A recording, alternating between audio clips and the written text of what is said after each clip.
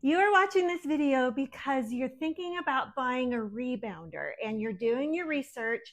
And I would like to tell you why I like this one. And also I have a really important tip on how to put this together that you cannot forget. It's crucial. So I'm going to show you what this looks like underneath and show you that tip, and then we'll talk about rebounding a little bit more. Okay, so I do want to show you about this. We've got obviously the middle part here, but it's got a really sturdy metal frame. And I want to show you that we've got some like rubbery straps here instead of the metal coils, which I like a lot better.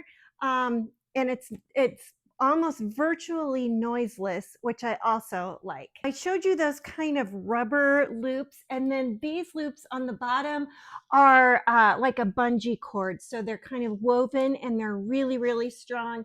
And they're each hooked on to these loops here. So here's a really important assembly tip that I need to give you.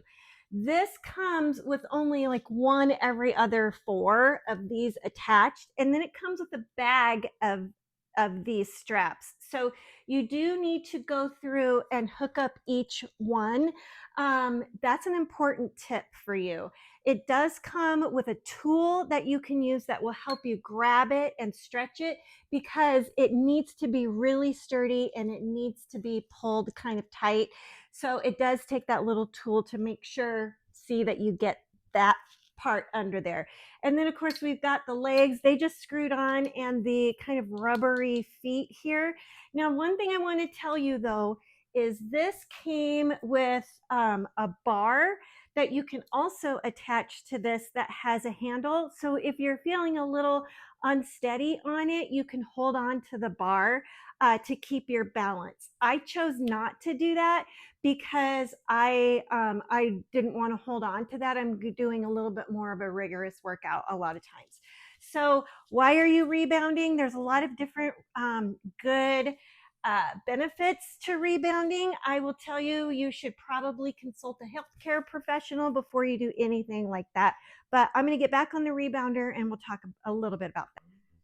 So a mild bounce like this, they call this a health bounce. You notice I'm not pulling my feet up off of the rebounder.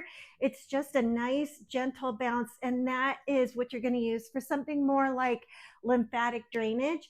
Also, you can do something a little bit more vigorous like this, and this is going to be more of a, if you do this for 10 minutes or more, it's almost like a cardio workout, and you can really do high knees and jumping jacks and things like that.